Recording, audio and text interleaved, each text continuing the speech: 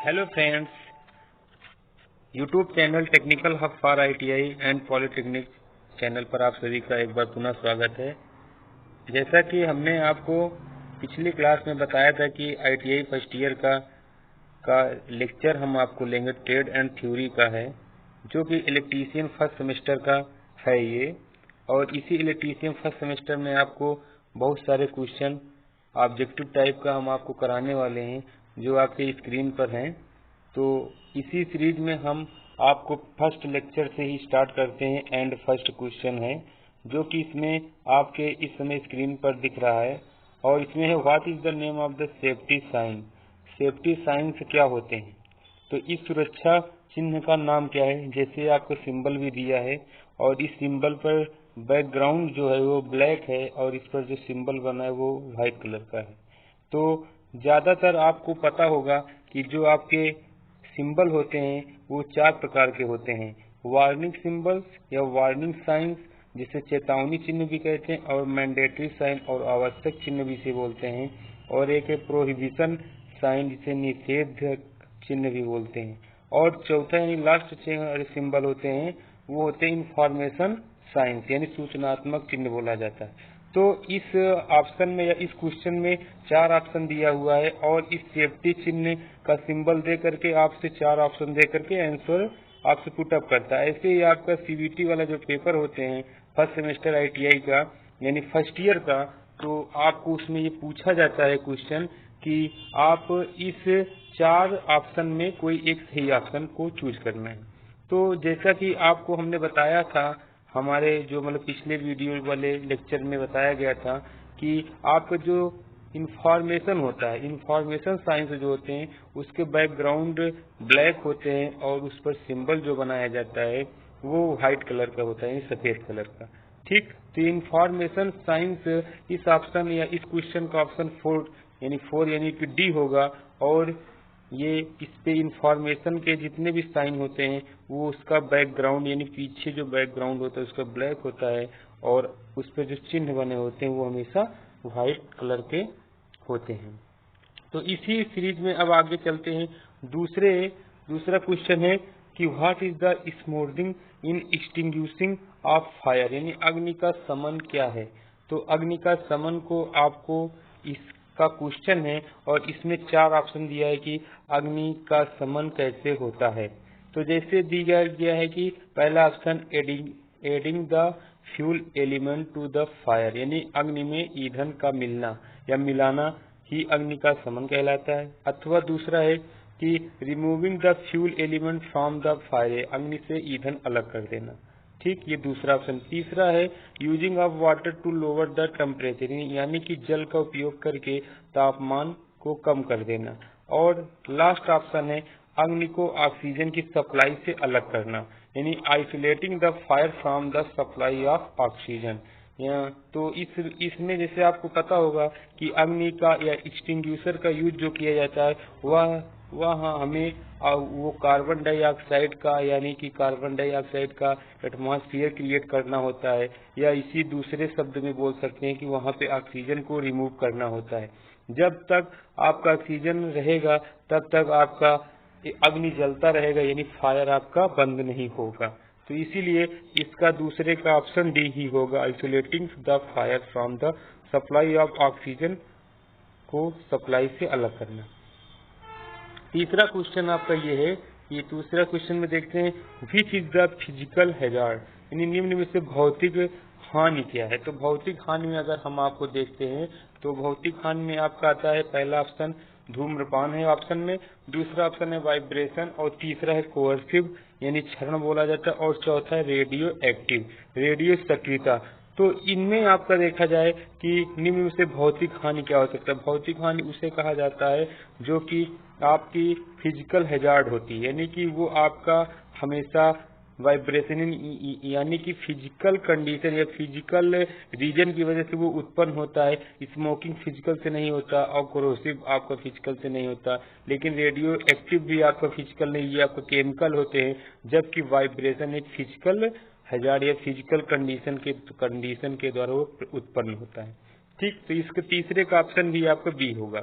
अब आते हैं फोर्थ क्वेश्चन पे अग्निरोधक को उपयोग करने का सही क्रम क्या है, यानी कि which is the correct sequence of operation to be performed when using the fire extinguisher. निम्न में से अग्निरोधक को उपयोग करने का सही क्रम क्या है।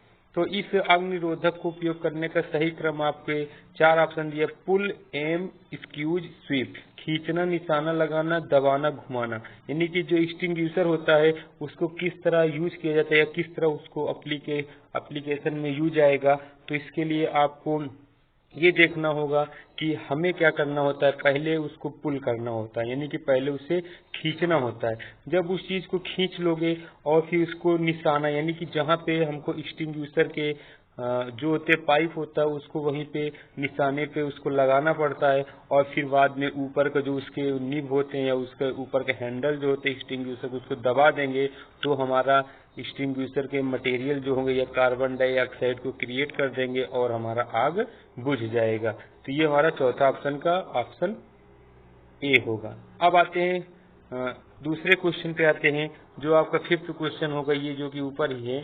5th क्वेश्चन में दिया है कि 5S संकल्पना में निम्न में से कौन सा चरण या स्टैंडर्डाइजेशन को इंगित करता है। तो ये ऑप्शन है, which step of the 5S concept refers standardization, यानी कि 5S में आपको ये देखना होता है कि कौन सा इसमें 5S प्रकार के होते हैं। तो 5S में आपको ये देखना है कि स्टैंडर्डाइजेशन किस यस के अकॉर्डिंग सेट होता है। तो पहला यस, दूसरे स्टेप का यस, और या तीसरे स्टेप का यस, चौथा स्टेप का यस। तो इसमें हम आपको देखते हैं कि डी फॉर स्टेप यस, यानी कि स्टेप 4 जो होता है वो आपका स्टैंडर्डाइजेशन होता है। तो स्टैंडर्डाइजेशन के जो कि आपके हमने लेक्चर पहले से ले चुका है, तो उसमें हमने आपको यस के बारे में 4 प्रकार के 5 प्रकार के जो यस होते हैं सबको हमने बता चुका है। अब इसके बाद अगला आता है, कौन से प्लायर का उपयोग तार के हुक और लूप बनाने में होता है, यानी कि which plier is used for making wire hooks and loops. Loop and hook को बनाने के लिए कौन से प्लायर का उपयोग किया जाता है। तो पहला है flat knows plier, long nose plier, round nose plier, diagonal cutting plier. तो ये 4 ऑप्शन दिया है, और 4 ऑप्शन में आपका आता है C option, round nose plier. Round nose plier जैसा कि नाम से ही लग रहा है कि अगर हमको हुक या लूप बनाना होगा तो राउंड शेप की ही कोई ऐसा इंस्ट्रूमेंट को लेना पड़ेगा, वही हमारा ये इस नोच प्लायर को बना सकता है। तो इसलिए अगर हमको किसी तार का हुक और लूप बनाना होता है तो राउंड नोच प्लायर का यूज किया जाता है, यानी ऑप्शन सी आपका राउंड नोच प्लायर ही होगा। तो ये वाला आपका ऑप्शन सी वाला हो जाता है। तो इसके बाद आते हैं, इसके बाद ये डायगोनल 7 नंबर आते हैं कि इसमें दिया what is the use of pincer. Pincer का उपयोग क्या है। पिंसर एक प्रकार का कैसा मटेरियल, ये आपको हम बताते हैं। तो इसमें 4 ऑप्शन दिया है, ट्विस्टिंग द फ्लेक्सिबल वायर, या आपका cutting small diameter of wire, extracting the pin nails from the wood, यानी लकड़ी में से पिन तथा कीले निकालने के लिए किया जाता है। या चौथा है holding small objects where finger can not reach, छोटी वस्तु पकड़ना वहां जहां उंगली न पहुंच सके। इन सब में आपको ये देखना रहता है कि पिंसर का उपयोग कहाँ किया जा सकता है। तो पिंसर का ज्यादातर उपयोग क्या होता है, आपने सुना भी होगा कि फ्लेक्सिबल पिंसर का उपयोग जो होता है लकड़ी में से पिन तथा कीले निकालने के लिए यूज किया जाता है। तो लकड़ी में से पिन अगर कील निकालना है तो हमें पिंसर मटेरियल का यूज करना होगा। और इसके बाद 8वां क्वेश्चन है कि what is the name of the road safety sign, यानी कि रोड सेफ्टी के साइन, यानी कि आप कभी कभी रोड पर जाते हैं तो वहां पे आपको सेफ्टी साइन दिखता है और उस सेफ्टी साइन का ये चिन्ह आपको बनाया गया है। तो इसमें पूछा जा रहा है कि रोड पर जो सेफ्टी साइन होता है वो आपको क्या देता है, वो आपको क्या बताता है। जैसा आपको है कि मैंडेटरी साइन देता है, कि या क्वेश्चनरी साइन है, संचेतक देता है, या इंफॉर्मेटरी साइन अथवा प्रोहिबिशन साइन। ठीक, तो इसमें अगर हम आपको देखते हैं कि ये जो सिंबल दिया होता है जिसपे आपका ब्लैक बैकग्राउंड होता है और उस पे व्हाइट कलर का सिंबल बना होता है, तो ये रोड और सेफ्टी के लिए बारे में बताता है। तो जैसा कि इसका ऑप्शन जो होगा आपको मैंडेटरी साइन होती है, क्योंकि अगर आप रोड पे चल रहे हैं तो आपको उसमें बताता है कि हाँ आगे का रास्ता बंद है, तो प्रोहिबिशन लिखा हुआ रहता है। तो ये आपको मैंडेटरी करना होता है कि आगे आपको नहीं जाना चाहिए। अच्छा, अगर आप आगे जाते हैं तो आपको ये तो चालान कर सकता है या तो आपको कुछ उसकी पेनाल्टी देनी पड़ जाएगी। तो इसलिए वो सब आपको रोड सेफ्टी के बारे में मैंडेटरी रहता है, वो आवश्यक ही आपको पालन करना पड़ेगा, नहीं तो आप उसमें खतरे में आ जाएंगे। अब आते हैं इसके बाद दूसरा नेक्स्ट क्वेश्चन 9 नंबर है, मूल श्रेणी में संकेतक चिन्ह के पश्च भाग का रंग क्या होता है, यानी कि what is the background colour of warning. से अगर हमको वार्निंग देना है, sign is the basic category, यानी कि हमारा बैकग्राउंड कैसा होता है। अगर की वार्निंग देना है, वार्निंग मतलब ये होता है कि आपको वार्न करना है कि अगर आप इस तरह उस चीज किसी भी चीज का यूज करेंगे तो आपको ये हजार्ड या आपको ये प्रभाव होगा। तो उसका बैकग्राउंड कैसा होता है, उस सिंबल का बैकग्राउंड कैसा होगा। तो इसमें नीला भी दिया, श्वेत भी यानी सफेद दिया, और पीला भी दिया, और हरा भी। हमेशा वार्निंग का जो सिंबल का बैकग्राउंड होता है वो हमेशा पीला होता है। अगला क्वेश्चन इसमें कि विद्युत उपकरणों में लगी अग्नि हेतु कौन सा अग्निशामक प्रयोग किया जाता है, यानी कि what type of fire extinguisher is used for fire on electrical equipment, यानी कि विद्युत उपकरणों में लगी अग्नि हेतु कौन सा अग्निशामक का प्रयोग किया जाएगा। तो इसमें 4 प्रकार का दिया, हेलान टाइप का, या फोम टाइप का हो सकता है, या आपका गैस कैटराइड टाइप यानी गैस कारतूस टाइप का, या स्टोर्ड प्रेशर टाइप। यानी इसमें ऑप्शन ए जो दिया हेलान टाइप एक ऐसा मटेरियल होता है जो कि इलेक्ट्रिकल उपकरणों में जब लगती है तो हेलान वो क्या करता है, वहां पे कार्बन डाइऑक्साइड या वहां पे ऑक्सीजन को रिमूव करने का एक ऐसा पदार्थ होता है कि वो अग्नि जो अगर इलेक्ट्रिसिटी से लगी है तो उसको वो वहां से बुझा सकता है। तो इसलिए फोम टाइप का होगा ना, क्योंकि फोम में आपका पानी आता है। आपको पता है कि अगर कहीं पे करंट है तो वहां पे वाटर का प्रयोग नहीं कर सकते, और गैस का भी प्रयोग नहीं कर पाएंगे। और एक देखिए स्टोर प्रेशर टाइप, यानी कोई संग्रहित दबाव टाइप का अगर मटेरियल है तो उसका भी यूज नहीं किया जाएगा। अब इसके बाद अगला आता है, अब इसके बाद अगला नंबर आता है क्वेश्चन नंबर 11। क्वेश्चन नंबर 11 में ये है कि अपशिष्ट निपटान विधि कौन सी है जो गर्मी पैदा करती है। तो जो गर्मी पैदा करना है, यानी कि ऑप्शन दिया है कि रिसाइकलिंग करना, या कंपोजिस्टिंग कर देनी यानी खाद डाल देना, या इसके बाद इंसिनरेशन या भस्मीकरण कर देना, अथवा वेस्ट कंपेक्शन यानी अपशिष्ट संघनन कर देना। तो ये आपका 11 नंबर है क्वेश्चन का, और इसका आंसर जो होगा वो है आपका भस्मीकरण करना। तो भस्मीकरण का मतलब है कि अपशिष्ट निपटान विधि कौन सी है जो गर्मी पैदा करता है। जैसे नाम से ही लग रहा है कि भस्मीकरण जो होता है वही आपकी क्या करती है, वो आपकी गर्मी पैदा करने का एक विधि होती है। अगला क्वेश्चन है कि धुएं से सुरक्षा के लिए किस व्यक्तिगत सुरक्षा उपकरण पीपीई का उपयोग किया जाता है, यानी कि धुएं से अगर हमको सुरक्षा देनी है। विच पर्सनल प्रोटेक्टिव इक्विपमेंट या पीपीई किट इसको बोलते हैं। कभी कभी आपसे क्वेश्चन पूछ लिया जाता है कि पीपीई का फुल फॉर्म क्या होता है, तो पर्सनल प्रोटेक्टिव इक्विपमेंट कहलाता है। तो ये पीपीई किट जो होते हैं उसमें अगर हमको धुएं से सुरक्षा लेना है तो किस प्रकार का उपयोग किया आप मतलब कर सकते हैं, किस प्रकार का किट होता है जो हमको धुएं से बचाता है। एक है एप्रॉन, एक है गॉगल्स, तीसरा है एयर मास्क, और चौथा है नोज मास्क। तो अगर देखा जाए कि आपको जैसे 12 नंबर है, तो इसका क्वेश्चन में अगर हम देखते हैं तो आपका ये नोज मास्क, क्योंकि आपको धुएं से सुरक्षा देना, अगर धुएं से सुरक्षा लेनी है तो आपको यानी नोज मास्क लगाना पड़ेगा। नोज मास्क आप लगा लेंगे तो आपके नाक से धुएं नहीं जाएंगे, क्योंकि जो आप श्वसन लेते हो वो आपका धुआं और नाक दोनों से लिया जाता है। इसलिए मुंह एंड नोज दोनों को बंद करने के लिए सबसे अच्छा नोज मास्क ही यूज में लाया जाता है। अगला क्वेश्चन है what is the full form of BIS. BIS का पूर्ण रूप क्या है, तो बोर्ड ऑफ इंडियन स्टैंडर्ड भी दिया, ब्यूरो ऑफ इंडियन स्टैंडर्ड है, बोर्ड ऑफ इंटरनेशनल स्टैंडर्ड है, ब्यूरो ऑफ इंटरनेशनल स्टैंडर्ड भी दिया।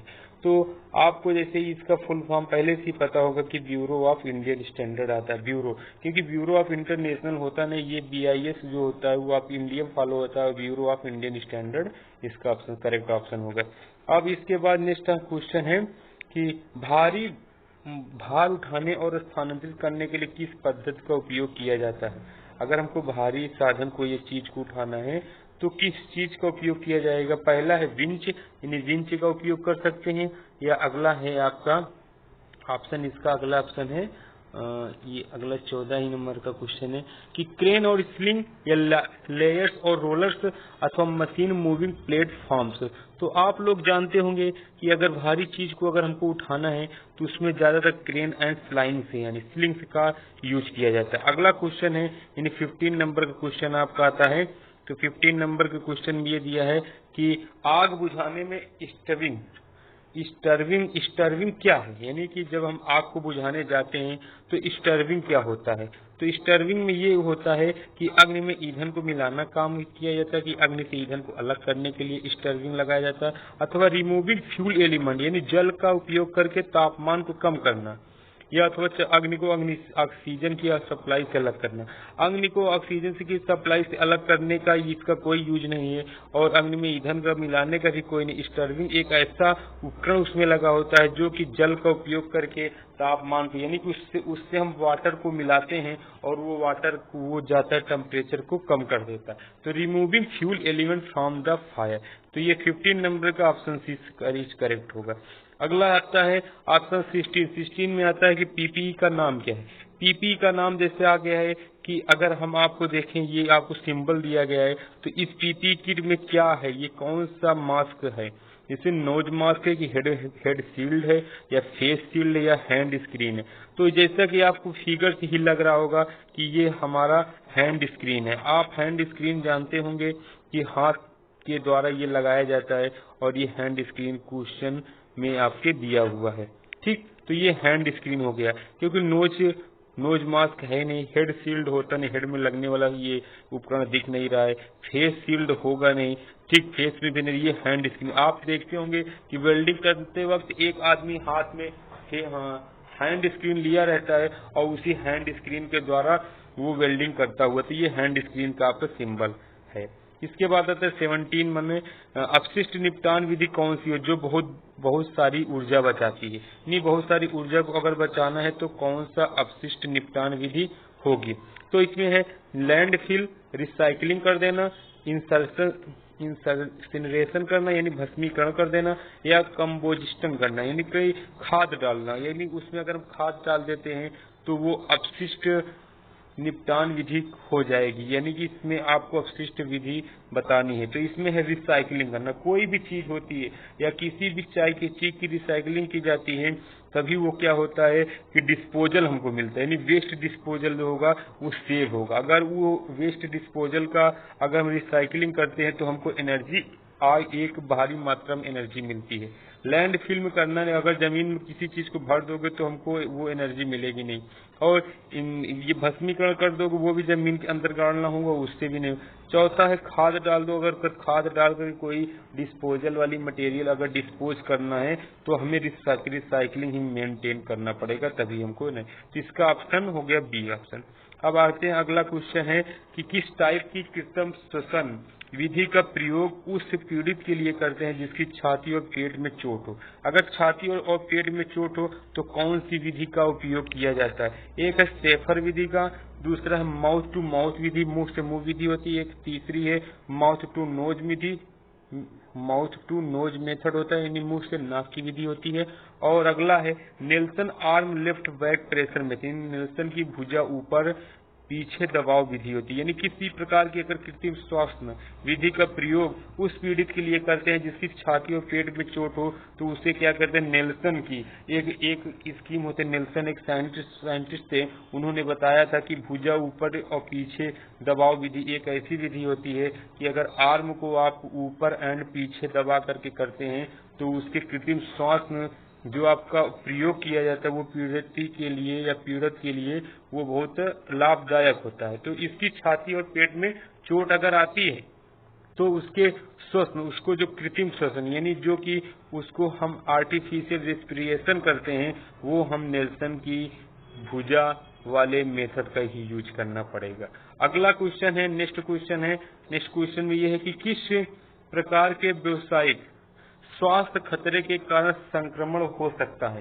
यानी कि किस टाइप के व्यवसायिक या कमर्शियल है स्वास्थ्य खतरे के कारण संक्रमण हो सकते हैं। इसमें है आपके इलेक्ट्रिकल हजार्ड होगा या बायोलॉजिकल हजार्ड होगा या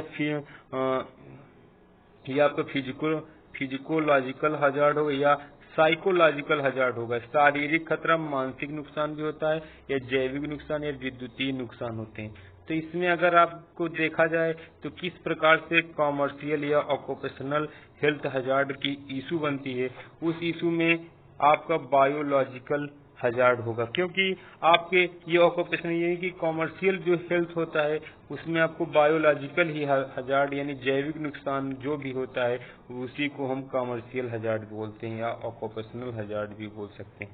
अगला क्वेश्चन है कि इस औजार का क्या उपयोग है, यानी कि जैसे आपको सिंबल दिया हुआ है कि गर्म पदार्थों को पकड़ना होता है, या तारों को काटना होगा, या फिर लकड़ी से कीले निकालना हो गया, या बोल्ट और नट को ढीला करना और कसना होता है। जैसा कि आप इसको देख ही रहे होंगे, ये आपका जो एक प्रकार से वो होता है रिंच टाइप के बने होते हैं, यानी कि जिससे हम आपको कील को निकालने का ये उपकरण होता है। ठीक, तो ये लकड़ी से कील को निकालने के लिए ही इसका यूज किया जाता है। इस सिंबल से ही आप इसको बेहतरीन तरीके से पहचानते भी होंगे और ये आप इसको जानते भी हैं। आज के लेक्चर में हम 20 ही क्वेश्चन लेते हैं। अगले लेक्चर में हम इसके आगे की सीरीज चालू करते हैं, और इस सीरीज में हम आपको जितने पीडीएफ के थ्रू हम आपको ये बताएंगे कि क्वेश्चन आते कैसे, और इसी पीडीएफ से ही सारे आपके फर्स्ट ईयर आईटीआई का जो एनुअल एग्जाम होगा, जो आपके जून या जुलाई या अगस्त महीने में होगा यानी 2023 में, तो उसके लिए ये बहुत बेनिफिट करेगा। और इसी में ये क्वेश्चन आपके कंपलसरी है, यही क्वेश्चन आना है। ये तो फिक्स है कि पीडीएफ से ही क्वेश्चन आएगा, चाहे आप पेपर देकर आएंगे तो खुद आप बताएंगे हाँ इसी में से क्वेश्चन आएगा सर। तो अगर अब हम